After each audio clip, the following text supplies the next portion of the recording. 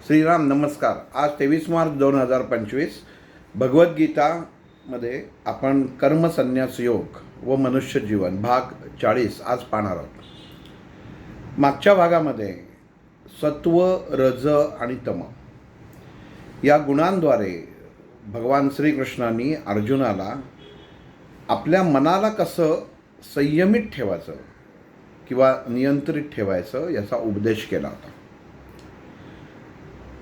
मनुष्य जीवनामध्ये हे तिन्हीही सत्व, रज आणि तम हे गुण प्रत्येक व्यक्तीमध्ये, प्रत्येक देहामध्ये सामावलेले असतात. पण प्रसंगाच्या अनुरूप त्याचं प्रदर्शन होतं किंवा ते बाहेर पडत असतात. हे तिन्ही गुण भगवंतांनी प्रत्येक व्यक्तीला जेव्हा त्याचा जन्म होतो त्याच्याबरोबरच प्रदान केलेले असतात.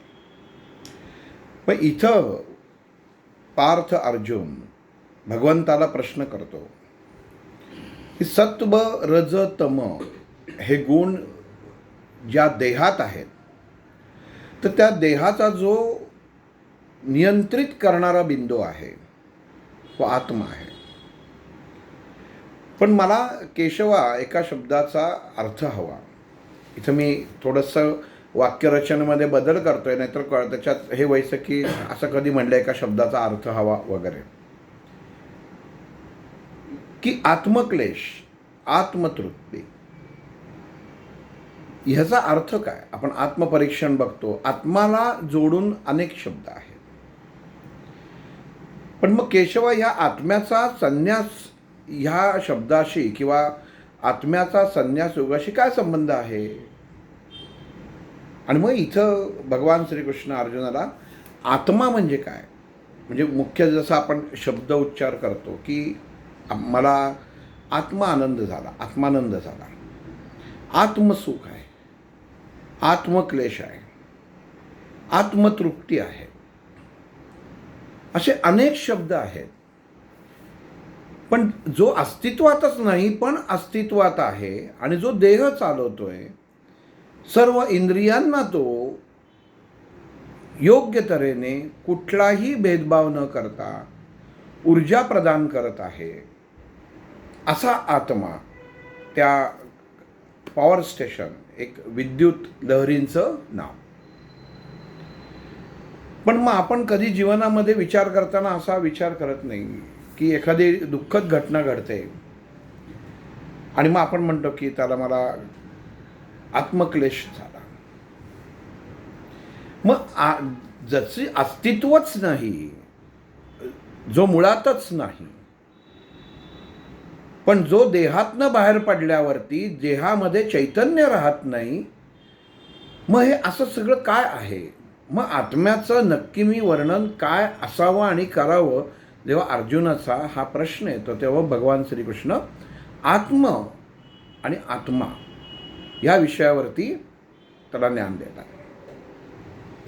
आणि सांगतात, पार्थ तुला काय झालंय. तुझं म्हणणं असं आहे की तू समोरच्या शत्रूला, तुझ्या आप्तेष्टांना मारल्यानंतर तुला आत्मक्लेश होईल. पण आपण जसा संन्यास बघत आहोत किंवा संन्यास या शब्दाचा अर्थ मी तुला समजावून सांगितला की मनुष्याला कर्म करणं प्राप्त आहे, पण त्याच्या त्या कर्माला न चिकटता जो मोकळा होतो त्या कृतीला संन्यास म्हटलेला आहे. परत एकदा सांगतो, संन्यास म्हणजे कुठल्याही प्रकारे घरदार सोडून, संसार सोडून मनुष्य बाहेर वनात निघून गेला तो संन्यास होत नाही. आपल्या षडर रिपूंमध्ये न अडकता पण त्या सर्व इंद्रियांचा योग्य तऱ्हेने नियंत्रित वापर करून मनुष्य त्याच्यात न अडकता पुढच्या मार्गाला लागतो, म्हणजे त्याच्यात अडकून बसत नाही. एखादी विवाहित जोडपं जर दिवसभर वासनेतच अडकून बसलं तर त्यांचा पुढचा संसार होणार नाही. मग इंद्रियांची तृप्ती झाल्यानंतर आपल्याला ते मागं पडायला पाहिजेत आणि आपण पुढं जायला पाहिजे. मग ह्याच्यासाठी विचारधारा आपल्याला स्थित असणं किंवा माहिती असणं गरजेचं आहे. याचा अर्थ आपल्याला आत्मज्ञान असणं अवकाश आहे. पण मग ज्ञान कशाचं? आत्मा म्हणजे काय? तर एक अशी गोष्ट, एक अशी कंपनं जी मुळामध्ये आपल्या देह चालवण्यासाठी एक विद्युत लहरी उत्पन्न करतात, पण त्या दिसत नाहीत, त्या मोजता येत नाहीत, त्याचा एक्सरे येत नाही, त्या जाणवत नाहीत, पण त्याचं अस्तित्व आहे आणि ते गेल्यानंतर देह निस्तेज आहे. हे सत्य आहे. पण मग असं असेल, जसं आपण म्हणतो की मी पडलो, माझ्या हाताला लागलं, तर हात दाखवायला आहे. मी पडलो, डोक्याला लागलं, डोकं दाखवायला आहे. मनाला लागलं, एखादी गोष्ट आपण म्हणतो की मला नाही पटलं बाबा, माझ्या मनाला लागून राहिली गोष्ट, तर तो भाव तुमच्या चेहऱ्यावरती प्रगट होतो. म्हणजे मनाची अवस्थाही कळते. मानसशास्त्रामध्ये कळतं की मनाच्या अवस्थेवरनं कळतं की ही व्यक्ती काय आत्ता स्थितीमध्ये आहे. पण आत्मा बघणारच कसा? मग आत्मा न बघता किंवा जो स्थित आहे त्याचं अनुमान काढायचं प्रमाण ते काय? तर मग भगवंतांनी इथं अर्जुन सांगितलं, आत्मा हा आहे. थोडंसं इथं तुम्हाला गफलत झाल्यासारखं होईल. शब्द तेच रिपीट होतील की आत्मज्ञान. एखाद्याला मी विचारलं तुम्हाला, हो का आत्मज्ञान झालं? म्हणजे कुठं झालं ज्ञान? तो म्हटलं की मला समजलं, पण कुठं समजलं? दाखवा. कचरा गेला, कुठे गेला, डोळ्यात गेला, हे बघा दाखवतो. ऐकू येत नाही, कान दाखवतो. दात पडले, दात दाखवतो. असं शरीरातला प्रत्येक भाग दाखवू शकतो. आत्मक्लेश जो आहे किंवा आत्म्याशी निगडीत जो शब्द आहे, ह्याच्यामध्ये आत्मज्ञान म्हणजे नक्की काय हे कळून घ्यायचं. मग इथं भगवंताने अर्जुनाला सांगितलं, अरे अर्जुना, आत्मा म्हणजे संन्यास. बघा, आत्मा म्हणजे संन्यास. मग आता असं जर मी आत्ताच तुम्हाला सांगितलं की आत्मज्ञान म्हणजे संन्यास ज्ञान,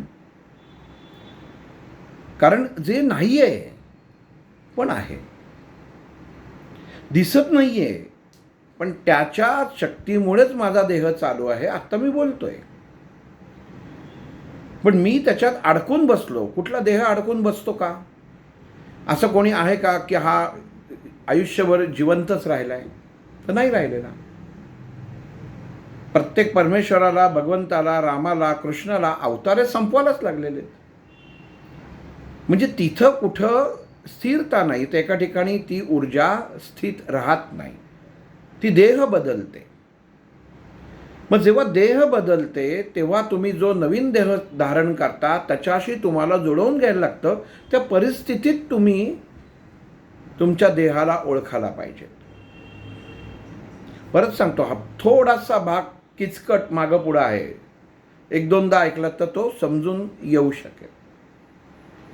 मग आत्मज्ञान होणं,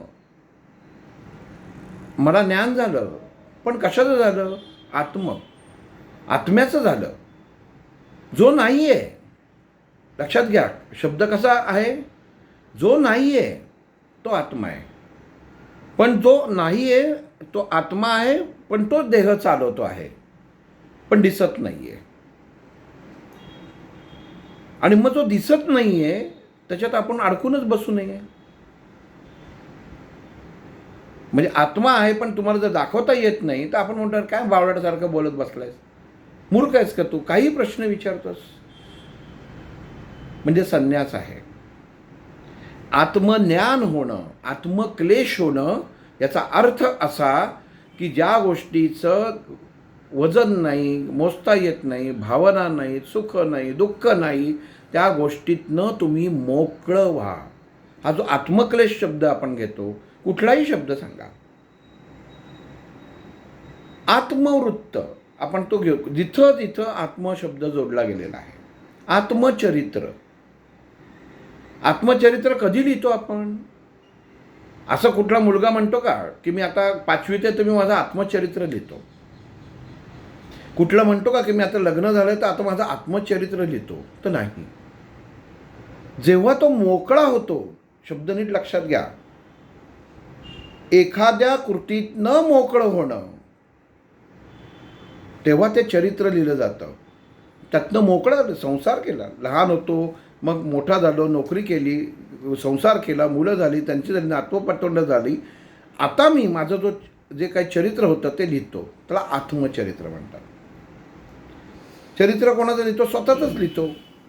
पण कशात न मोकळं झालं हे त्या पुस्तकात असतं. आत्मचरित्र कसा जगला, तर अडकून राहिला का तिथं? तर नाही. ज्या गोष्टीत अडकून राहिलं नाही त्या गोष्टीतनं पुढं गेला. आत्मज्ञान, जे ज्ञान, अहो का आत्ता मला आत्मज्ञान झालं, मग त्याच्यात अडकून राहणार आहे का? तर नाही. ते मोकळं करणार आहे. हे मोकळं होणं म्हणजे संन्यास आहे. आत्मवृत्ती माझी वृत्तीच आहे, काय करणार आहे, माझी आत्मवृत्तीच तशीच आहे त्याला. पण मग मी वृत्ती घेऊन ती कायमच वावरणार आहे का? तर नाही. मग जी माझ्याकडं आहे पण मला त्यातनं मोकळं व्हायचं आहे, ज्ञानेश्वर माऊलींनी सांगितलेलं आहे ज्ञानेश्वरीत, अडकू नये, तुम्ही मोकळं व्हा. आणि ज्या स्थितीमध्ये तुमचा जन्म आहे, भगवंतांनी अर्जुनाला सुद्धा सांगितलं की पार्था, मनुष्य हा देह जन्मामध्ये ज्या देहात येतो तो त्याला उपभोगायला लागतो आणि त्याला त्याच्यात आनंद असतो, पण त्यातनं मोकळं होणं गरजेचं असतं. म्हणून आत्म्याला पहिलं कळणं गरजेचं आहे की मग ज्याला आत्मज्ञान झालं तो त्याच्यात अडकत नाही. नाही तर तुम्ही सांगा, आत्माचं ज्ञान म्हणजे त्याचं फोड करून सांगा. आत्मज्ञान कशाला म्हणतात? जो नाहीच आहे त्याला ज्ञानाचा संबंधच काय? जो नाही आहे ह्याचं अस्तित्व मला जाणवणं म्हणजे ज्ञान होणं. जो नाही आहे पण तो माझा देह चालवतोय याचं ज्ञान होणं म्हणजे आत्मज्ञान आहे. हे कोणीतरी आहे की माझा देह कोणीतरी चालवणार आहे. मग पार्था, हा तुझा देह चालवणारा कोणीतरी आहे, तू आत्मज्ञानी आहेस. मग आत्मज्ञानी म्हणजे काय? 100पैकी 100 मार्क मिळवलेला अर्जुन नव्हता. आत्मज्ञानी म्हणजे मला कशात अडकायचं नाही, षड रिपूंमध्ये मला अडकायचं नाही, मी कुठल्याही जीवनातल्या गोष्टींमध्ये अडकून बसणार नाही, हे ज्ञान होणं म्हणजे आत्मज्ञान आहे. ऊर्जा आहे, एखादी हे घड्याळ आहे हातामध्ये, हे म्हणजे काय? हा आत्मा आहे. हे घड्याळ जे आहे त्याचं तुम्ही म्हणाले खरंच घड्याळ आहे, पण ह्याला सुद्धा आत्मा आहे. ज्यावेळी हे बंद पडतं, हे चालू होत नाही, हे फेकून द्यायला लागतो, ह्याच्यातला सेल जातो, तो जर नंतर मिळत नसेल तर तो मृत झाला. म्हणजे ह्याला मोकळं करायला लागतं, याचं ज्ञान होणं. म्हणजे एखादी गोष्ट आपण धरून बसू नये याचं ज्ञान होणं म्हणजे आत्मज्ञान. तुम्ही धरूनच बसलात गोष्टी, भांडणं झालं तो समोरचा माझ्याशी वाकड्या नजरेने बघतो, त्यांनी माझं वाईट केलं तर मी त्याचं वाईट करायला पाहिजे का? ह्या ज्या गोष्टी आहेत ह्या सगळ्या आत्म्याच्या आत्मिक कारणाच्या खाली येतात. भटकती आत्मा, आपण पिक्चर वगैरे बघतो तिथेही बघा, इथं आत्मे वावरतात, दिसतात का गेल्यावरती? तर नाही दिसत. पण ज्याला ज्ञान आहे, जो म्हणतो, पण कसलं ज्ञान आहे? तर कमजोरपणाचं.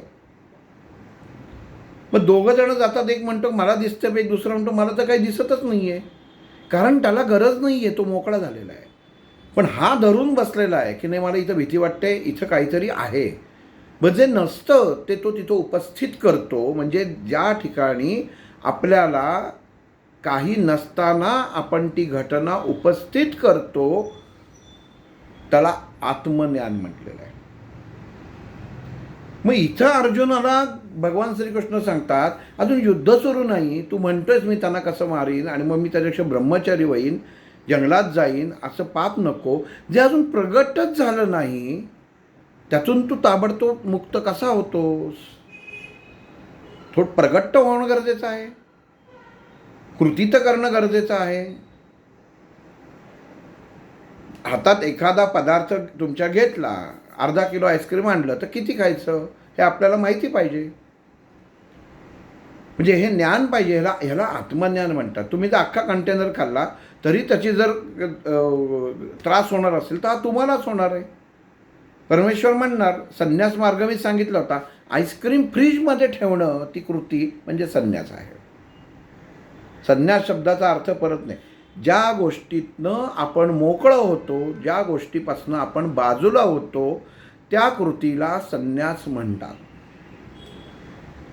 आणि मग इथं अर्जुन भगवंताला विचारतो, म्हणजे असं आहे का की केशवा, किंवा पुढचा जन्म जर घेतला, किंवा जे म्हणतात की पूर्वजन्म पूर्वकर्म, असं मी काही केलेलं आहे का की ज्याच्यामुळं आज ही परिस्थिती माझ्यासमोर उभी आहे, की ज्याच्यामुळं आज मला युद्ध करायला लागते, ज्याच्यामुळं हे सगळं मला आत्ता समोरचाना माणसांशी लढताना ते मरणार आहेत आणि मी जगणार आहे.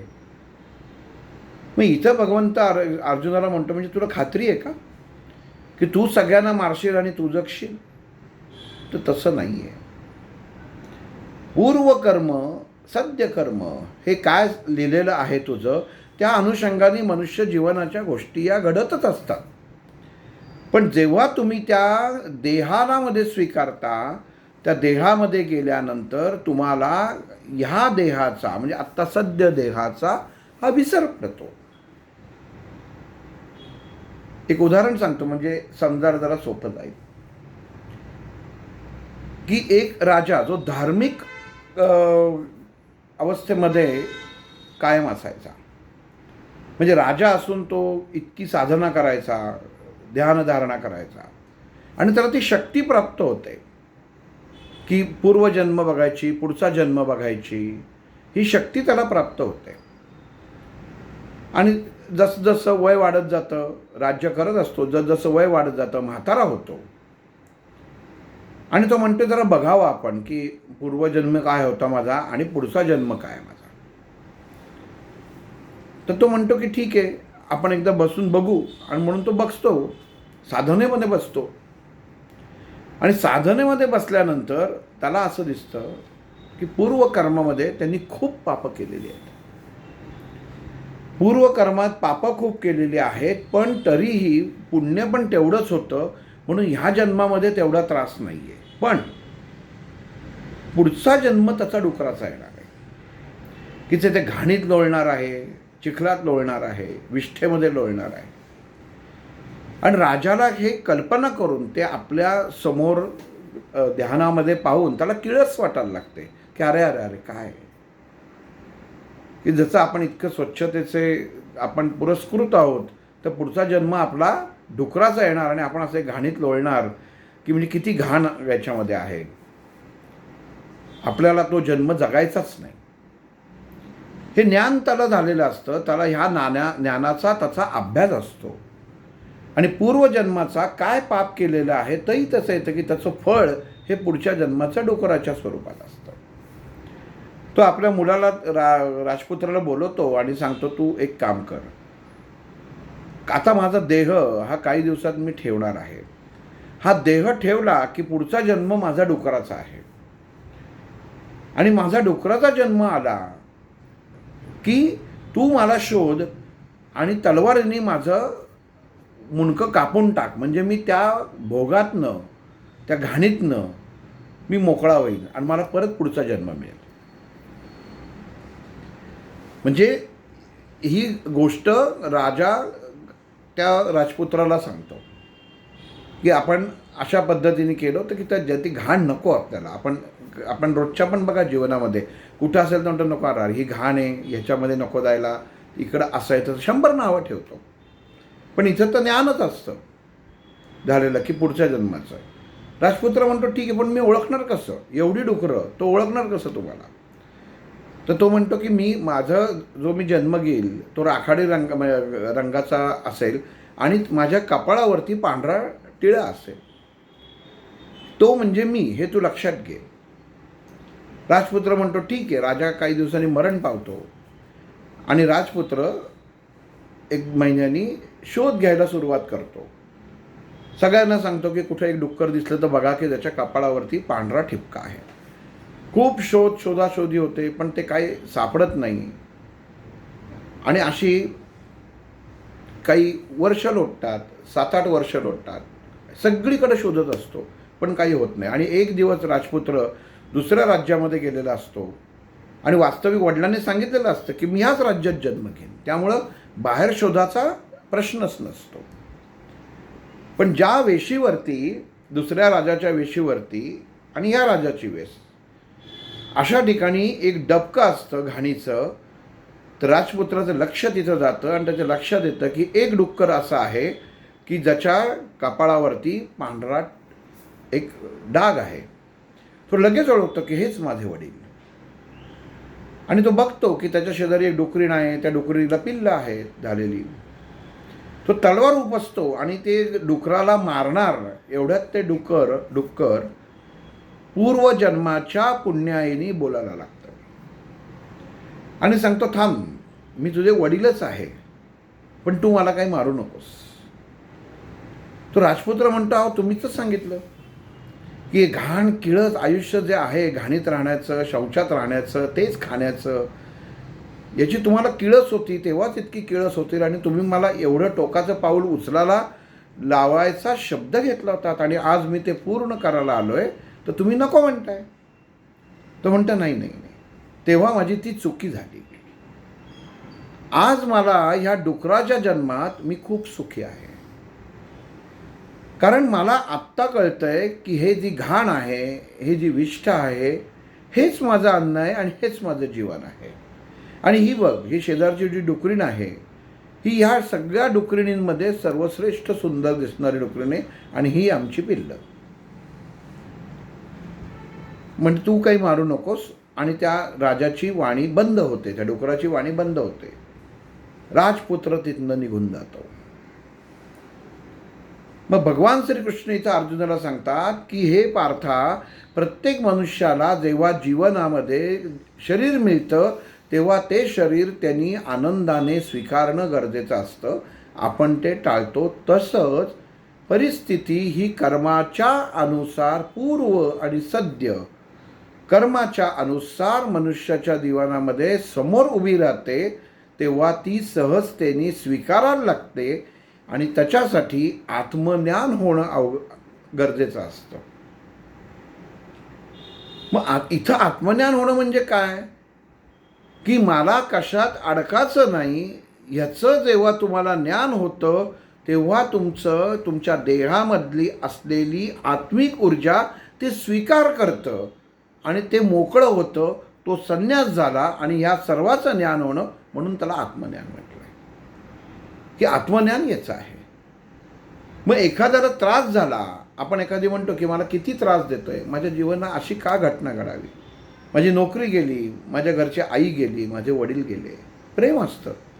काही जणांच्या जीवनामध्ये अशा घटना घडतात की घरातली आपली त्याची तरुण मुलं जातात की काय घडावं, आत्मक्लेश.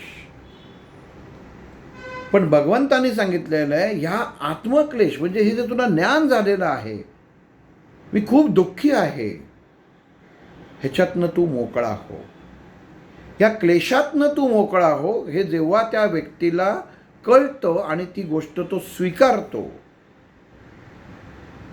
पण आपण म्हणतो ना की पाणी, एखाद्या आपल्याला तहान लागते आणि तहान लागल्यानंतर आपल्याला बराच वेळ पाणी मिळत नाही. मग एका ठिकाणी जातो आणि आपण एखादं निरेचं दुकान दिसतं आणि मग ते निरेचं दुकान दिसल्यानंतर आपण काय म्हणतो, चला याचं जरा थंडगार निरा पिऊ म्हणून. मग तिथं लिहिलेलं असतं आत्मशांती. पाणपोईवर बऱ्याच ठिकाणी लिहिलेलं असतं बघा, आत्मशांती पाणपोई. तसं मग आपण ती निरा पितो आणि निरा प्यायल्यानंतर आत्मतृप्ती झाली. मग आत्मतृप्ती झाली म्हणजे तुमच्या देहातल्या ज्ञानाच्या विचारांच्या कंपनांनी त्या आत्मशक्तीला सांगितलं की बास, आता एक तू प्यायलंस ना, आता ह्याच्यातनं मोकळा हो आणि पुढं जा. म्हणजे जीवनामधली घडणारी घटना आपण सहजतेने मोकळी करू शकतो. ही अवस्था प्रत्येक माणसाला पेलता आली पाहिजे. अडकून जो राहिला तिथं तो अडकला. म्हणून मग त्याला म्हणतात की आत्मक्लेश. जसं आत्मचरित्र सांगितलं की जेव्हा सगळं झालंय, पूर्णत्व झालंय, कार्याचं पूर्णत्व झालंय, मग आता लिहायला घेऊ. म्हणजे सगळ्यातनं मोकळं. म्हणून आत्मा शब्द समजणं खूप गरजेचं आहे की मी सगळ्यातनं मोकळा झालोय, तेव्हा तो चरित्र लिहायला घेतो की आता मी माझ्या जीवनाचं चरित्र. कारण ती अवस्था मी माझ्या जीवनात जगून मोकळी केलेली आहे. मग ती आत्मिक अवस्था आहे की जी कधी बदलेल हे सांगता येत नाही. म्हणजे तो संन्यास कधी बदलेल हे सांगता येत नाही. मग विठ्ठलपंतांना जेव्हा ज्ञान झालं, आत्मानंद, रामानंद हे त्यांचे गुरु, त्यांनी सांगितलं अरे विठ्ठला इकडे ये आणि तू परत जा. त्याची वस्त्र फाडली. तेव्हा सांसारिक संन्यास घेतला होता, शिक्षण घेतलं होतं, अख्खा मठ सांभाळत होते. पण रामानंदांनी वस्त्र फाडली आणि सांगितलं तुला परत जायचं आहे. आत्मज्ञान. परत गेले, आत्मज्ञान. पण इथं गुरुंना आत्मक्लेश झाला, उत्तम शिष्य गेला. म्हणजे त्याला मोकळं केलं. क्षणात असलेलं दुःख, प्रेमरूपी दुःख, हे मोकळं जेव्हा झालं त्याला आत्मक्लेश त्यांनी म्हटलं. आणि तो मोकळा झाला. क्लेश वाटला त्यांना, खूप वाईट वाटलं. शिष्य आहे योग्य आहे, पण चुकीच्या मार्गाने तो मला सांगून समोर आला होता, खोटं बोलून आला होता. क्लेश त्याचा. आणि मग परत पाठवलं विठ्ठलपंतांना आणि विठ्ठलपंत परत आले. हे आत्मज्ञान झालं. म्हणजे संन्यास मी स्वीकारला आहे, तो आता मला परत गृहस्थ आश्रम स्वीकारायचा आहे, हे आत्मज्ञान होणं गरजेचं आहे. संन्यास मला सोडायचा आहे हे आत्मज्ञान झालं. म्हणजे आत्म्याने ते, म्हणजे त्या ऊर्जेने स्वीकारलं, आता तुला इथं राहायचं नाही आहे, आता तुला तिथं जायचं आहे, म्हणजे सोडून दे. आत्मज्ञान. मग तिथं गेला, परत बायकोकडे गेला, आता मी तुझ्याबरोबर संसार करतो. आत्मज्ञान. मग आत्म आणि आत्मा ह्या शब्दाचा अर्थ असा, आत्मा म्हणजे ते आपल्याला सगळ्यांनाच माहिती आहे की आपण ती ऊर्जा बघतो. 10व्याला पिंडाला कावळा शिवला, आत्मा मोकळा. मग कोण मोकळा? वडील गेले, वडिलांच्या नावाने पिंड ठेवला, कावळा शिवला, वडील पुढं गेले. कुठं गेले? वडील तर अगोदरच स्मशानात त्यांचा देह जाळलेला आहे. मग पुढं गेलाय याची पावती कोणी दिली? त्याच्यात जो अडकला नाही. मी त्याच्यात अडकलेलो नाहीये. जे माझं पूर्वकर्म आहे, पूर्ण देह आहे, ज्याला आपण म्हणतो की अमुक अमुक हा अतृप्त होता. भगवंतांनी भगवद्गीतेत सांगितले की अर्जुना, देहाचे दोन प्रकार, तृप्त देह आणि अतृप्त देह. तृप्त आत्मा आणि अतृप्त आत्मा. मग जेव्हा आत्मा हा जेव्हा अतृप्त अवस्थेत राहतो, म्हणजे वासनेमध्ये परत अडकतो, तेव्हा आपण म्हणतो ह्याला गती मिळाली नाही.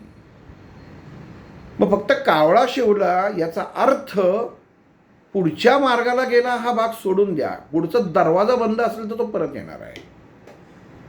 शास्त्र समजून घेताना खूप मोठं आहे. बऱ्याच जणांचा गैरसमज असतो. आयुष्यभर छळलेलं असतं त्या व्यक्तीला. 10वा वयीपर्यंत धाकधूक असते की काय होतंय, कावळा शिवतोय का नाही शिवताय. मग त्या दिवशी ते कावळ्याला इतका डिमांड असतो की काय बोलायचंच नाही. आणि मग जेव्हा त्या पिंडाला तो कावळा शिवतो की त्यांना वाटतं सुटलो, आता त्याला तो काही परत येत नाही, आता मोकळा झाला, तो पुढच्या मार्गाला प्रवासाला गेला. अरे हो, पण पुढचा त्याचा जो दरवाजा आहे तो जर बंद असेल तर तो परत येणार ना. मग येऊ शकतो का? तो येऊ शकतो. कारण जर तो पुढच्या मार्गाला गेला असता, साधा गणित कसे आहेत बघा, आपलं शास्त्रच इतकं उत्तम आहे. जर एखाद्या, आज मी माझ्या वडिलांचं वर्ष श्राद्ध करतो, म्हणजे वर्षातनं एकदा श्राद्ध करतो. माझे वडील जाऊन आज 29 वर्ष झाली. मग 29 वर्षामध्ये त्यांनी देह धारण केला असेल की नसेल, केलेला सुद्धा असेल. त्यांचा अजूनही कुठला देह ज्या देहात असतील ते जीवन जगत असतील, पण मला कुठं माहिती आहे. फक्त कावळा शिवला म्हणजे नाही आहे. कावळा शिवला म्हणजे ते मोकळा झाला, तो मोकळा झाला, ज्ञान झालं, त्या गोष्टीतनं मोकळा झाला. पण पुढं जाऊन अडकेल हे माहीत नाही आहे. आत्मानंद, आत्मविचार. मग जेव्हा पिंडाला कावळा शिवतो तेव्हा आपण सहजतेने म्हणतो चला झालं, सगळं झालं, आता पाणी टाका त्या आश्म्यावरती, मोकळं.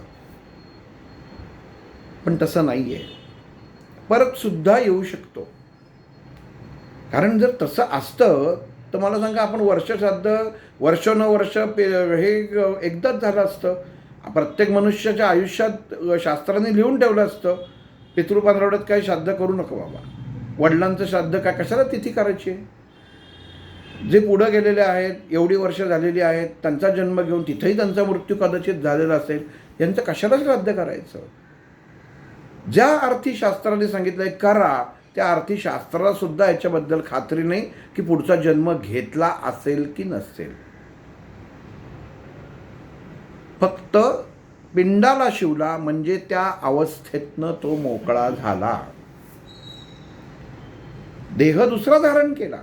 नाटकामध्ये मी भूमिका केली, रामाची भूमिका केली, रामाची वस्त्र घातली, रामाचे डायलॉग म्हटले, संवाद म्हटले.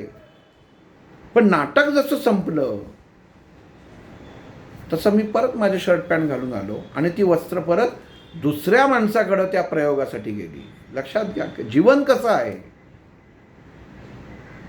हा आत्मा असाच आहे. हे कपडे म्हणजे काय, तर देह आहे.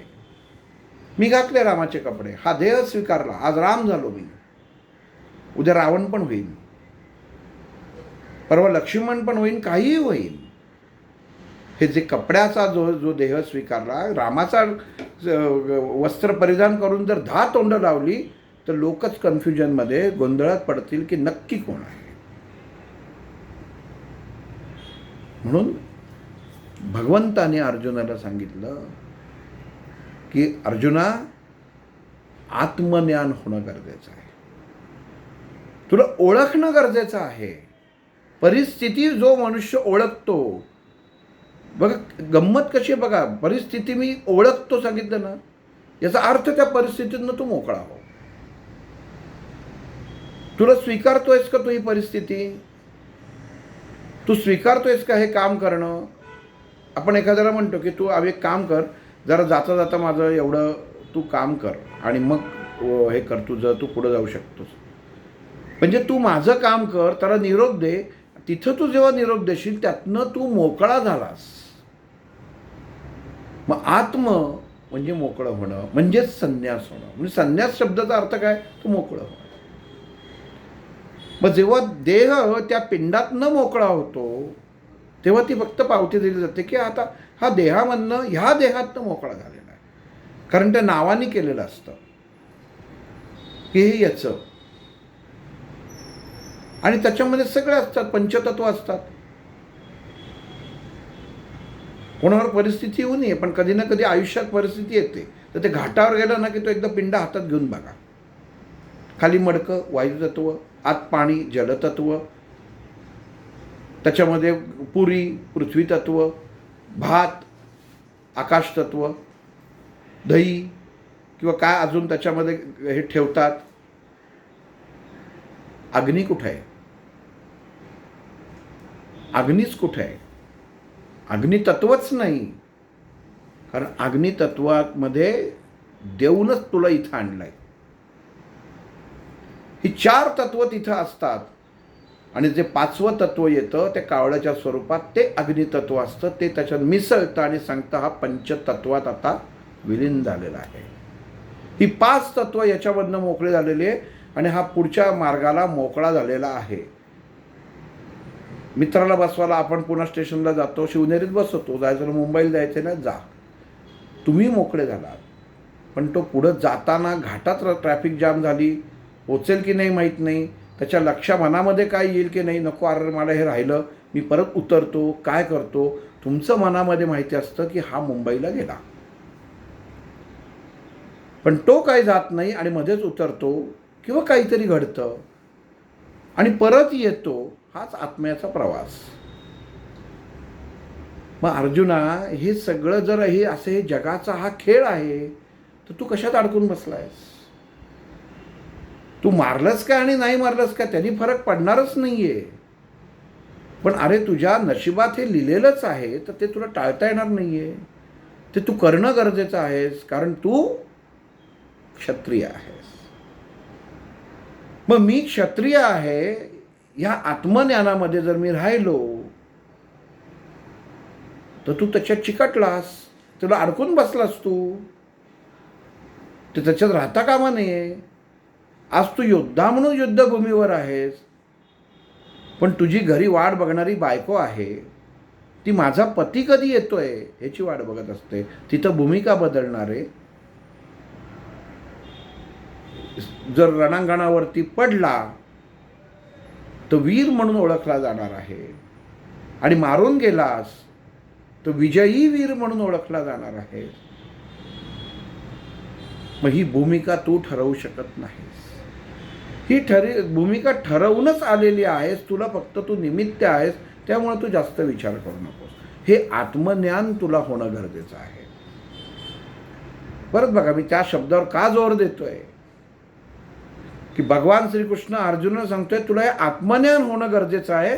म्हणजे अर्जुना, मी तुला हे जे सगळं समजावून सांगितलेलं आहे ना, ह्याच्यातनं तू मोकळं होणं गरजेचं आहे. त्याच्यात अडकून बसायचं नाही, कारण तोच जर तिथं अडकलास ना तर तुझा आत्मक्लेश होईल. तो झालेला आहे तुला, तू दुःखी झालेला आहेस. पण दुःखाचं कारण चुकीचं आहे, कारण जे नष्टच होणार आहे त्याच्याबद्दल काय दुःख करायचं. ते आज ना उद्या संपणारच आहे. फक्त आत्ता तो निमित्त आहेस, कारण ते तुझ्या समोर प्रारब्ध म्हणून उभं राहिलेलं आहे.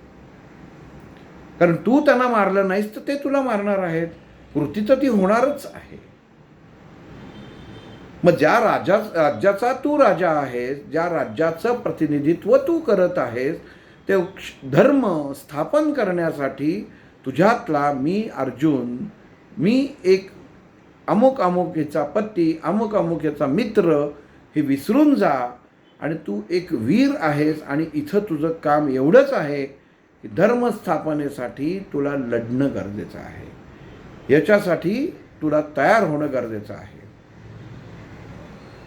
आपण जेव्हा भगवद्गीतेमध्ये आत्मसंयम योग, विज्ञान योग ही जेव्हा पाहतो, हे आत्म का जोडलं गेलेलं आहे ना, त्याची कारण आहे की आत्मा हा संन्यास आहे. आत्माच हा संन्यास आहे. 5 जण एखाद्याला आपण बघतो की टोळी युद्धासाठी 5 जण जातात, पण त्यातलं 4 जणांचं मत बदलतं आणि एकच जण खून करतो. कारण तो इतका हवी होतो की सत्व रज गुण या गुणांमधनं तमोगुण त्याचा जास्त जागृत होतो आणि तो मारतो. म्हणून त्याला फाशी दिली जाते, म्हणून त्याच्या आत्म्याला थांबवलं जातं, म्हणजे त्याच्या संन्यासाला पूर्ण विराम दिला जातो. काही जण परिस्थितीला सामोरं जाऊ शकत नाहीत. मग परिस्थितीला सामोरं न जाणं, आयुष्यात खूप कंटाळा आला, मला कर्ज खूप झालेले आहेत, मला घरचे विचारत नाही आहेत, परिस्थिती आज अशी दुखण्याने बेजार झालेलो आहे, तर ह्या सगळ्यातनं मला मोकळं व्हायचं आहे, सुटका व्हायचं आहे, म्हणून मनुष्य आत्महत्या करतो. मग जो मरतो तो स्वतःची हत्या करतो. याचा अर्थ तो दुसरी घटना घडवून आणतो, स्वतःच्याच बाबतीत केलेली. आपण म्हणतो का असं की आपण दुसऱ्याला मारलं तर ती हत्या ना, पण इथं आपण आत्म्यालाच मारतोय. आत्म्याला मारणं म्हणजे कोणाला मारणं असं आहे? तुम्ही मारणं, त्याने आत्महत्या केली, कसं? विष पिऊन. मग जळलं कोण? बदल कुठं झालं? रक्तात झाला, हृदयात झाला, ते बंद पडलं. आत्मा कुठे आहे इथं? नस कापून घेतली हाताची, इथं आत्मा कुठे आहे? तो असं म्हणतो, आपण म्हणतो का ह्याने आत्मा कापून घेतला? नाही म्हणत. यांनी हाताची नस कापली आणि आत्महत्या केली. म्हणजे जी परिस्थिती त्याची होती त्याच्यातनं तो मोकळा झाला, त्याची हत्या त्यांनी केली. त्यांनी समजून घेतलं नाही की कशात अडकून बसायला आपल्याला नकोय. म्हणजे त्याच्या जीवनात आलेलं दुःख, परिस्थिती, भोग हे तो भोगू शकला नाही, म्हणून त्यांनी त्याला मारलं. त्याच्यासाठी स्वतःचाच देह वापरला, म्हणून त्याला आत्महत्या म्हटलेलं आहे. म्हणजे आपल्या देहामध्येच असलेल्या संन्यासी वृत्तीची आपण केलेली हत्या, म्हणून आत्महत्या. म्हणून भगवंतांनी अर्जुनाला सांगितलं की तू पहिल्यांदा आत्मज्ञानी हो. तुला कळलं पाहिजे की आपल्याला कुठं अडकायचं आहे पार्था, कारण त्याच्याशिवाय तुला बाकीच्या गोष्टी कळणार नाही. आणि जो जन्म तुला मिळणार आहे ना, त्याचं तुला स्वीकारणंच गरजेचं आहे. तो जन्म तो तुला उत्तमच वाटतो. ज्ञानेश्वर माऊलींनी अजून एक दिलेलं उदाहरण दिलेलं आहे की पुवामध्ये जसं शरीराला कुठे जखम झाली की पू होतो. आपण म्हणतो शी किती घाण, पू आला, घाण दिसतं सगळं, तो पहिल्यांदा हे कर, साफ कर. त्याच्यामध्ये काही याच्यात त्या पूमध्ये किडे होतात, पण त्या किड्याला ते पू हेच जग असतं आणि तो त्याच्यात आनंदाने विराजमान असतो. तो म्हणतो का की मला याच्यात दुःख होत आहे? ज्ञानेश्वर माऊलींनी ज्ञानेश्वरीमध्ये केलेलं वर्णन आहे की ज्याला पू झालंय, देह त्याचा सडाच्या अवस्थेत आहे, ज्याच्यात जखम झालेली आहे, तो किडासुद्धा त्या अवस्थेमध्ये आनंदात जगत असतो. कारण त्याचं जगच ते पू आहे. आपल्याला ते घाण असतं. ही झाली वैचारिकता. पण अर्जुन इथं श्रीकृष्णाला म्हणतो, अरे पण तू पार्था सांग, केशवा तू सांगतोयस ते बरोबर आहे रे, पण मला नीट समजवत नाही आहे. तू जर थोडं अजून समजून सोपं सांगितलंस ना तर त्याच्यामध्ये माझ्या लक्षात येत आहे. फक्त आत्मज्ञान हे याच्यामध्ये अडकून बसतोय, मला तेच जर स्वीकारायचं आहे तर एवढंच काम मला आहे का या जन्मामध्ये, की दुसरं मी काही करू शकत नाही का? की तू पण अडून बसलायस आणि मी माझ्यातनं तू हे करून घ्यायचं योजना आखली आहेस. एवढे सगळे जण आहेत, मग मीच का? एवढे आम्ही 5 भाऊ आहोत, पण ह्या भावांमध्ये मीच का? ते सुद्धा तेवढेच कुशल होते, निपुण होते, मग मीच का? तर स्वभाव. मग इथं भगवान श्रीकृष्ण सांगतो, पार्था मनुष्याचा स्वभाव हे महत्वाचं काम करत असतो. म्हणजे स्वभाव म्हणजे काय? तर स्वतःची दिलेली प्रतिक्रिया, याला स्वभाव म्हणतात. ती स्थिर असते, ती अस्थिर नसते. एखादा मनुष्य जी प्रतिक्रिया देतो त्याच्यावर तो ठाम असतो. याचा अर्थ स्वभाव म्हणजे स्थिरत्व प्राप्त करणं, स्वतःवरती स्थिरत्व प्राप्त करणं. आपण म्हणतो ना, तो आहे ना, तो चिडकाच आहे, त्याचा स्वभावच तसा आहे. अर्थ असा की चिडणं हा त्याचा भावच झाला. मग जे तू मला सांगतोयस, विचारतोयस की तुम्ही 5 भावंड आहेत, मी तुलाच का निवडला, बाकीच्यांचे स्वभाव बघ, ते कशात अडकलेले नाही, तूच अडकलायस. त्यांच्या हातात शस्त्र आहेत, ते फक्त एका हुकमाची वाट बघतायत की युद्धाला सुरुवात करतील. पण प्रश्न तुलाच आहेत का? तर तुझा स्वभाव. मग मनुष्याचा जो स्वभाव असतो तो बदलणं गरजेचं असतं. म्हणजे घटना सहज सोप्या पद्धतीने होतात. मग इथं परत अर्जुन श्रीकृष्णाला प्रश्न विचारतो, मग प्रत्येक माणसाचा स्वभाव जो असतो, मग तुला असं वाटतं का केशवा की माझा स्वभाव वाईट आहे? मी असं आजपर्यंत जे वागलो आहे, जे जगतासाठी वागलो आहे, हे वाईट आहे का असं तुला वाटतंय? तिथं श्रीकृष्ण म्हणतोय, तू जे वागलास हे चांगलं आहे का वाईट आहे ह्याचं ज्ञानच तुला होत नाही आहे, म्हणूनच तू आत्मज्ञानी नाही आहेस. म्हणजेच तू त्यातनं संन्यास घेऊ इच्छित नाही आहेस. अडकून राहिला अर्जुन. मी ह्या लोकांशी चांगलं वागलो, मोह. भगवद्गीतेची सुरुवातच आहे, अर्जुन युद्धाला तयार झाला आणि नाही म्हटला. ह्याला कोणी असं म्हटलेलं नाही हा ढासळला, याला मोह म्हटलेलं आहे. मग मी 4-5 हजारांना मारलं, आपण म्हणतो अरे तुला काय एवढी खात्री नाही मी करू शकेन, मी तर एवढं केलेलं आहे, माझं रेकॉर्ड आहे, मी इतकं करू शकतो, तरी तुझा विश्वास नाही, मी आत्ता करत नाही आहे, पण म्हणून तुझा विश्वास नाही का? मोह, अहम. श्रीकृष्णाने अर्जुनाला सांगितलं, अरे पार्था, हा इथं अहम निर्माण करतोयस तू. मी एवढ्या जणांना मारलं, तू जर तेवढ्या जणांना मारून जर युद्धाची परिस्थिती उत्पन्न झाली नसती तर ते खरं मारणं होतं, पण झाली ना. कशासाठी तू ते पाशुपत अस्त्र मिळवलेलं आहेस? तुला गरजच काय होती? उगाचच आपल्या भात्यामध्ये एक अस्त्र असावं म्हणून तर ते पाशुपात अस्त्र मिळवलं. काहीतरी करण्यासाठी तू ते मिळवलेलं आहेस. आणि मग जर काहीतरी करण्यासाठी मिळवलेलं आहेस, ते करून जेव्हा तू मोकळा होशील तेव्हा तू आत्मज्ञानी होशील. म्हणजे ते अस्त्र जेव्हा तू वापरशील, त्याचं ज्ञान कसं आहे त्या अस्त्र वापराचं हे तुला आहे. ते एकदा वापरलंस की त्या अस्त्रातनं तुझं मोकळं होणं म्हणजे त्याच्यातच तुला संन्यास प्राप्त होणं आहे, त्या घटनेमध्ये संन्यास प्राप्त होणं आहे. ह्याचं ज्ञान जेव्हा होतं की माझ्याकडे अस्त्र होतं ते मी वापरलं, परत अडकून बसत नाही. आपण 10 वेळा आपण केलेली गोष्ट कायम कायम कायम कायम रिपिटेशन बोलत राहतो.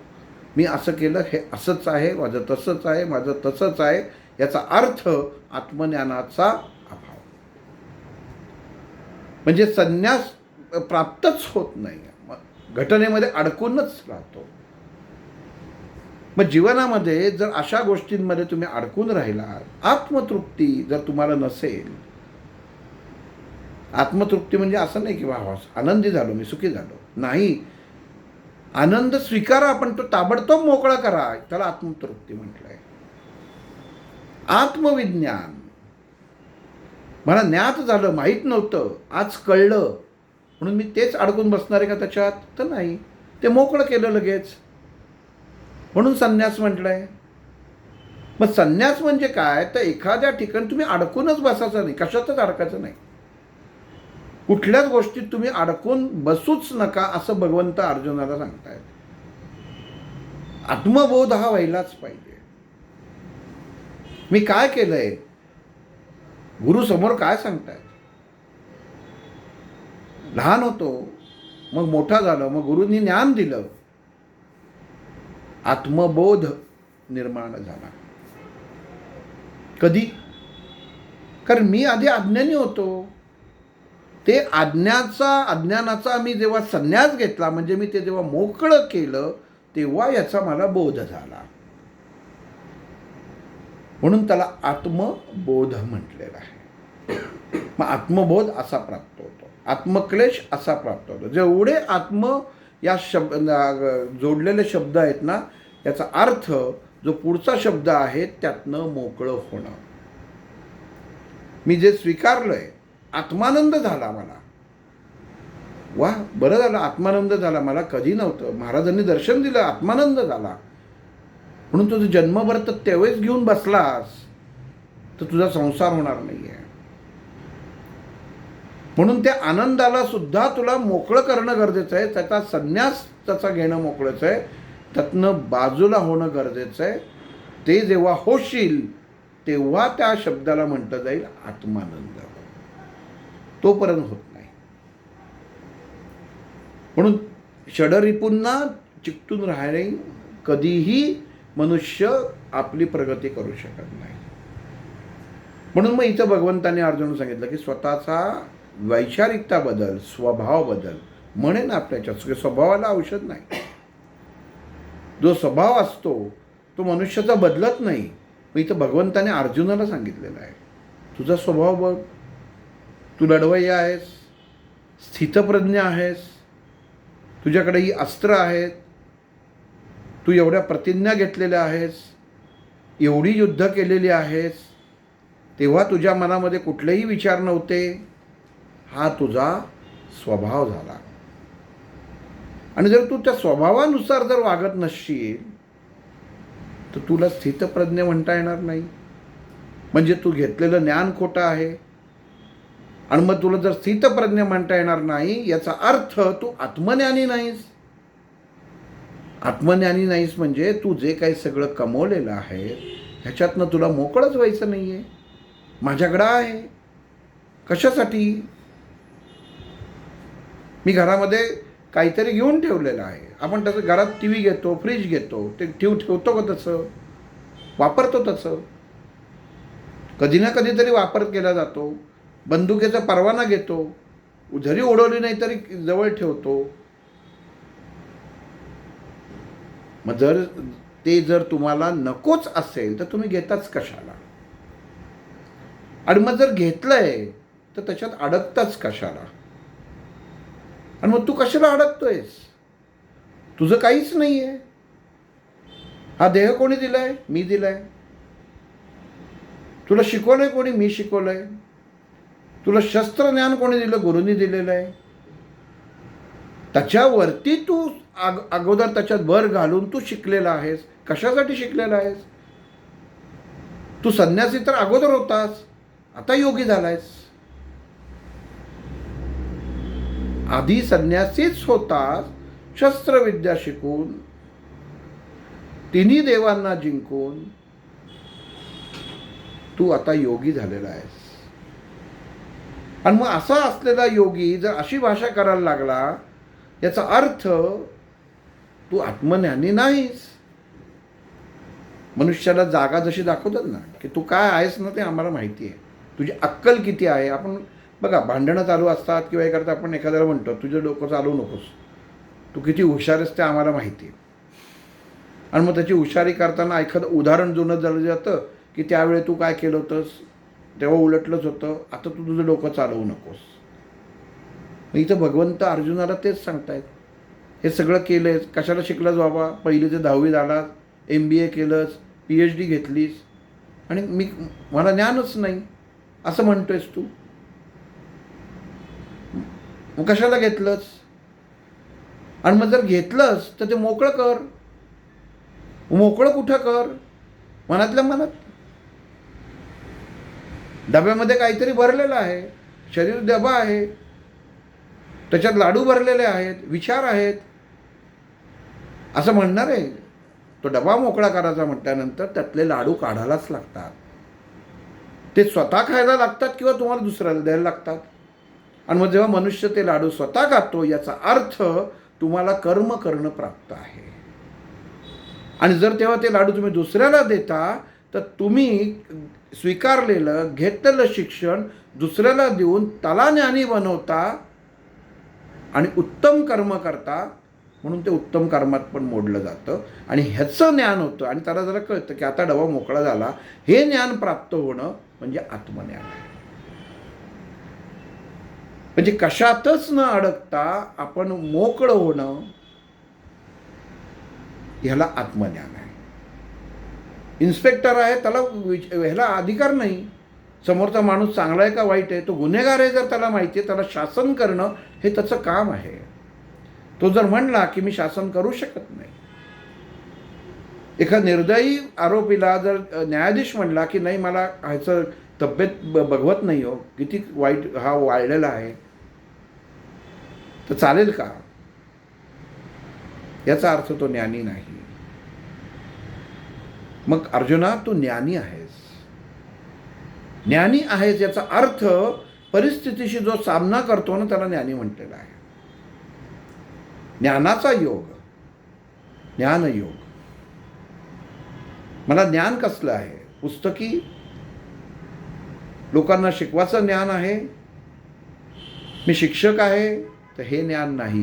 ज्ञान म्हणजे तुमच्या स्वतःच्या आतमध्ये झाकून मी काय आहे हे ओळखणं, म्हणजे स्वला ओळखणं, म्हणजे स्वतःला ओळखणं, म्हणजे स्वतःचा भाव ओळखणं. हे ज्या माणसाला कळलं तो उत्तम पुरुष, असं भगवंताने सांगितलेलं आहे. उत्तम पुरुषाचं लक्षण काय आहे? जो स्वतःला समोरच्याला नाव ठेवण्याच्या आधी स्वतःला ओळखतो, मी काय आहे. म्हणजे आपण बघा किती समोरच्याला नाव ठेवून मोकळं होऊन जातो, अरे हा असा आहे तो तसा आहे. स्वतः काय आहे? मग इथं भगवंत सांगतायत अर्जुनाला, तू स्वतः ओळख. बघ गंमत बघा कशी आहे. अर्जुनाला सांगतायत तू ज्ञानी आहेस, तू स्वतः ओळख. तुझ्या याच्यामधला तू न्यायनिवाडा करताना आधी जो केलास ना, त्याच्यामध्ये तू काय काय केलंस ते ओळख. लोकांना तू छोट्या छोट्या गोष्टींसाठी, गुन्ह्यांसाठी तू शिक्षा केलीस, ओळख. आत्मज्ञान प्राप्त कर. ह्या गोष्टींमध्ये तू ज्या ज्या प्रकारे युद्ध लढलेलं आहेस, त्याच्यासाठी एकटा कुठं कुठं जाऊन युद्ध लढलेलं आहेस. पाताळात, भूलोकावर, स्वर्गात, तिन्ही ठिकाणी लढलेला आहेस. हा विचार कर. का? तर भगवान श्रीकृष्णाला, पार्थाला समोरच्यांना लढण्यासाठी तयार करायचं होतं. एखाद्या माणसाची मती गेली की त्याला वरती उभं करणं खूप अवघड असतं. आणि तो जर असे प्रश्न विचारणारा असता, ठीक आहे, इथं अर्जुन सर्वसामान्याच्या तऱ्हेने भगवंताला प्रश्न विचारतोय, पण त्या भूमिकेमध्ये अर्जुनाबरोबर भगवंतालाही शिरायचं होतं. दोघंही भूमिकाच करत होते. तू वेड्यासारखं जेवढं करशील तेवढं मी ज्ञान प्रगट करतो. तू जर शहाण्यासारखं जर बोललास, उद्या जर अर्जुन म्हणला असता श्रीकृष्णाला, बस कळलं मला, आता मला कळलं काय ते, तर भगवद्गीता झालीच नसती. जिथं अज्ञान आहे तिथंच ज्ञान आहे. अर्जुनाने अज्ञानाचं सोंग केलं, म्हणून भगवंताला ज्ञानी होऊन ते मोकळं करायला लागलं आणि समाजापर्यंत पोचवायला लागलं. कारण जोपर्यंत अंधार आहे तोपर्यंत कुठेतरी दुसऱ्या बाजूला प्रकाश हा असतोच. पण अंधार हा आहे दाखवण्यासाठी प्रकाशमान व्हायला लागतं, तेव्हा कळतं की काल बघितलेला अंधार होता. मग तसं अर्जुनाला इथं भगवंताच्या समोर या सगळ्या गोष्टी करणं गरजेचं असतं. एखादा ब्राह्मण उत्तम वेदांमध्ये प्रवीण असतो आणि त्याला सांगितलं की तू संध्या म्हणून दाखव, तर ह्याच्यात काय, एका सेकंदात तो म्हणून दाखवेल. पण अर्जुनासारखं काय प्रश्न विचारेल, संध्या करून फायदा काय, मी संध्या का करावी, हे ज्ञानी माणूस विचारतोय. अर्थ असा की समाजापर्यंत ज्ञान प्राप्त व्हावं. मला माहिती आहे, मी सर्व ज्ञानी आहे. पण इथं भगवंत अर्जुना सांगते, अर्जुना तू भूमिकेतनं बाहेर पडू नकोस, आत्मज्ञानी हो. तू आत्मज्ञानी होशील तेव्हा तुला कळेल. गंमत किती ट्विस्ट आहे बघा. अर्जुनाने मूर्खपणाच दाखवायचा आहे आणि त्या मूर्खपणामधनं त्याला मोकळं व्हायचं आणि श्रीकृष्णाने त्याला सांगायचं आहे, अरे तू असं वागतोय, तुला असं वागायला पाहिजे. म्हणजे जीवनामध्ये ह्या अवस्था उत्पन्न होऊ शकतात, ह्याचं ज्ञान भगवान श्रीकृष्ण अर्जुनाकडनं काढून घेत आहेत. अर्जुनाला सांगतायत की तू भूमिका कर, मला माहिती आहे तू हुशारच आहेस ते, पण तू अज्ञानासारखं. एक वर्गात हुशार विद्यार्थी असतो, एखाद्या बाई प्रश्न विचारतात, त्याला लगेच उत्तर माहिती असतं, तो लगेच असं असं बोट करत असतो, अपूर्ण करत नाही, असं असं करत असतो, कारण त्याला उत्तर माहिती असतं. आणि ज्याला माहिती नसतं त्याला बाई विचारतात, तू सांग. म्हणजे तो ज्ञानी नाही का? ज्ञान सगळ्यांना प्रदान केलेलं आहे. समान ज्ञान प्रदान करतात, पण ज्ञानी एकच होतो. पण मग ज्ञानी एकच होतो, तर तो ज्ञान कसं त्यांनी प्राप्त केलं हे इतरच्यांना कळणं गरजेचं असतं. मग आपण सगळे विद्यार्थी त्या विद्यार्थ्याकडं असं मान वाकडं करून बघतो की हा किती हुशार आहे, मग बाईंची शाब्बासकी घेतो. पण आधी त्या दुसऱ्या मुलाला बोलेपर्यंत हा शांत बसलेला असतो, त्याला उत्तर माहिती असतं, पण लगेच बोलतो का तो, तर नाही बोलत. मग बाई सांगतात, हां सांगतो आता, किंवा तो लगेच उत्तर सांगतो, कारण त्याने अभ्यास केलेला असतो. पण अगोदर अज्ञानाचा बुरखा म्हणजे तो शांत असतो, तो पटकन स्वतःच्या तोंडाने बोलून मोकळा होत नाही. जेव्हा बाई सांगतात, अरे आता सांग, मग इथं भगवान श्रीकृष्ण त्या बाई आहेत. आणि तो अर्जुन तो हुशार विद्यार्थी आहे, तो फक्त असं करतोय की मला माहिती आहे, तू विचारलंस की मी सांगतो, पण थांब जरा आधी विद्यार्थ्यांच्याकडं विचारतो कोणाला काय ज्ञान प्राप्त आहे ते. हे विद्यार्थी म्हणजे समाज, आपण. आणि हा छोटा हे केलेला आहे ना, म्हणजे अर्जुन. तो काही डिग्री घेणार नसतो, त्याला सुद्धा 10वीचं सर्टिफिकेट इतर मुलांबरोबरच मिळणार असतं. हे आत्मज्ञान. मग आत्मज्ञान म्हणजे ती कृती जी समाजासाठी उपयोगी असते, पण त्याच्यात तुम्ही अज्ञानी बनता आणि ज्ञानी म्हणून भूमिका पार करता, ह्याचं ज्ञान प्राप्त होणं म्हणजे आत्मज्ञान. मग भगवंतांनी इथं सांगितलं, ज्ञानेश्वर माऊलींनी सांगितलं नाही लगेच पहिल्या दिवशी लगेच हे करा. मांडेकराला गेले, आणलं खापर, मुक्ताबाईंच्या हातनं खापर काढून घेतलं, फोडलं, 2 थोबाडात मारल्या विसोबा खेचरांनी. काही नाही करायचं. मांडे कसले खाता? लायकी आहे का तुमची? भगवंताचा अवतार, आदिमातेचा अवतार, आदिमातेच्या श्रीमुखात मारलं. पण त्या क्षणी भूमिका काय होती? मुक्ताईची भूमिका होती. मला ती भूमिका पार करणं गरजेचंच आहे. ती स्वीकारल्यावरती मुक्ताई आली. पुढची घटना ज्ञानेश्वरांकडे आली. विष्णू पतिराज, तिथं बहीण होती. आदिमाता ही वेगळी आई, आणि इथं आली ज्ञानदेवा असं असं झालं. विष्णूचा अवतार. म्हणतो ठीक आहे, समाजाला ज्ञान द्यायचं असेल तर आपल्याला ही नाटक करायलाच लागणार आहे. जे वास्तवात घडत होतं, पण भगवंताच्या दृष्टीने ते नाटक होतं. म्हणजे ठीक आहे, मी रागवल्यासारखं करतो, मी रागवतो. ज्ञानेश्वर माऊली रागवले, पाठीवर क्रियायोग दाखवला, तोंडातनं ज्वाला. कसे करतायत बघू. विसोबा खेचर खिडकीतनं बघत होते, कसं बघताय ते बघू. मजा बघायला गेले आणि ज्ञान प्राप्त झालं. खिडकीतनं बघितलं, काय पाठीवरती पाठीचा तवा केला, मांडे टाकले, नंतर भावंड जेवायला बसली. भगवंतांनी, आदिमातेनी, सोपान महाराजांनी ह्या क्रिया नाटकं केली, नाटक केलं. तेव्हा विसोबा खेचराला ज्ञान प्राप्त झालं. तेव्हा तोपर्यंत विसोबा साठी होते, खेचर नव्हते. जसं ज्ञान प्राप्त झालं, नाही नाही नाही, माझं आयुष्य चुकलं, मी चुकीचं समजलो यांना,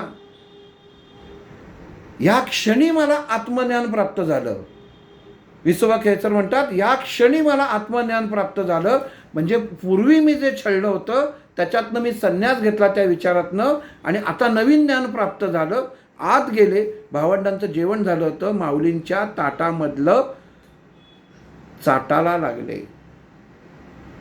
आणि तिथं माऊलींनी म्हटलं, अरे खेचरासारखं काय चाटतोयस?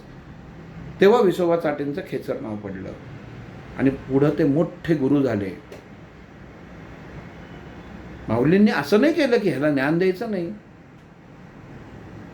आपण प्रसंग बघतो, किती वाईट माणूस, किती काय केलं यांनी. भगवंताची लीला आहे. तुम्हाला आत्मज्ञान होण्यासाठी हे घडवणं गरजेचं असतं. तेव्हा तुम्हाला आपल्याला ते लक्ष द्यायला पाहिजे. सद्विवेक बुद्धी, बुद्धी तुम्हाला दिलेली आहे भगवंतानी. माऊली सांगतात, भगवंतानी ज्ञानेश्वरी अर्जुनाला सांगायचं कारण असं केलं, बुद्धिवंत शोधला. बाकी चारी भाऊ पराक्रमी होते, पण बुद्धिवंत नव्हते, नाटकात भाग घेणारे नव्हते. आणि हा परफेक्ट नाटकात भाग घेणारा होता, योग्य नाटकात भाग घेणारा होता, की भूमिका कशी साजरी करायची, कशासाठी, समाजासाठी. माऊलींनी सांगितलं, माऊलींनी दाखवून दिलं, जीवनामध्ये कितीही अडचणी आल्या, कितीही शक्तीला. एक लक्षात घ्या, आदिमाता होती, तिच्या श्रीमुखात बडकडं म्हणजे तिने ऐकून घ्यायचं का? ताबडतोब अवतारात आली असती तर. चांगदेवांना सांगितलं, चांगदेव धंदा करायचे, चुकीच्या अर्थाने घेऊ नका. धंदा कसला करायचे? मेलेली माणसं जिवंत करायचे, अख्खं महिन्याचं सगळी वडी आणून टाकायचे, ते आलं की नुसतं पाणी शिंपडायचे की ते मनुष्य जिवंत. मग ते बाईचं एक कुत्रं येतं, ते कुत्रं मरतं, ती बाईचं कुत्रंच सर्वस्व असतं, तिचं बसतं. आज येतील महाराज, दुसरं येतील, परवा येतील, महिना जायचा होता. तिथनं भावंड जात होती. त्यांनी विचारलं, कसला का घाणवास येतोय, काय झालं? ते म्हणे, कुत्र्यासाठी इथं असं कळलं की पाणी शिंपडलं की हे होतं.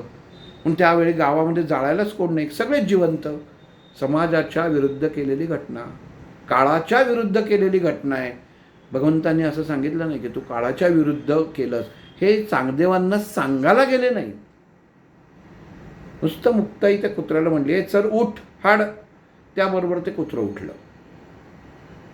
अपेक्षा केली मुक्ताईनी, त्या आदिमातेनी, माझा सत्कार करा. तुम्ही तर आम्हाला दगडच मारताय, आम्हाला गावाच्या बाहेर टाकलाय. पण त्यांनी त्या भूमिकेत शिरले नाही. ज्या भूमिकेत ते आलेले होते ती भूमिका पूर्ण वठवली. मग इथं भगवंत अर्जुनाला सांगताय, पार्था भूमिका उत्तम, तुझी भूमिका उत्तम चालू आहे, आपलं नाटक योग्य चालू आहे. अर्जुनाला कळलं की पुढं काहीतरी विचारायला पाहिजे, नाही तर संपेल इथं सगळं. मग त्यांनी अर्जुनाने कृष्णाला प्रश्न केला की भगवंत, स्वभाव कळला, स्वभावाला औषध नाही ते कळलं, आत्मज्ञानामधला संन्यास कळला, पण मला एक सांगाल का, या आत्मामधल्या 4 अशा क्रिया सांगा किंवा मला अशा क्रिया सांगा की ज्यांनी मला आत्मबोध होईल. कळलं पाहिजे माणसाला. मी सांगितलंय म्हणून, म्हणजे श्रीकृष्णाने सांगितलंय म्हणून त्याच्यात नाही, मोकळं होणं कळलं पाहिजे, सहज स्वीकारता आलं पाहिजे. आपण एक कॉल झाला की त्याच्यात बसतो का, ह्याचाच कॉल आला, ह्याचाच कॉल आला, ह्याचा क्षणात मोकळं होतं. ह्याचा कॉल येऊन गेला, आत्मज्ञान, मोकळा झाला, संन्यास. पण इथं अर्जुनाने प्रश्न विचारला, कळलं, बोध काय झाला नाही. तर हे केशवा, मला आत्मबोध म्हणजे सांग, आणि आत्मबोधातनं संन्यास कसा प्राप्त होतो हे जर तू सांगितलंस तर मला थोडंसं कळल्यासारखं होईल. आणि मग भगवंत अर्जुनाला आत्मबोधाचे प्रकार, 4 प्रकार आहेत ते सांगतात. तो भाग आपण पुढील आठवड्यात बघू. श्रीराम.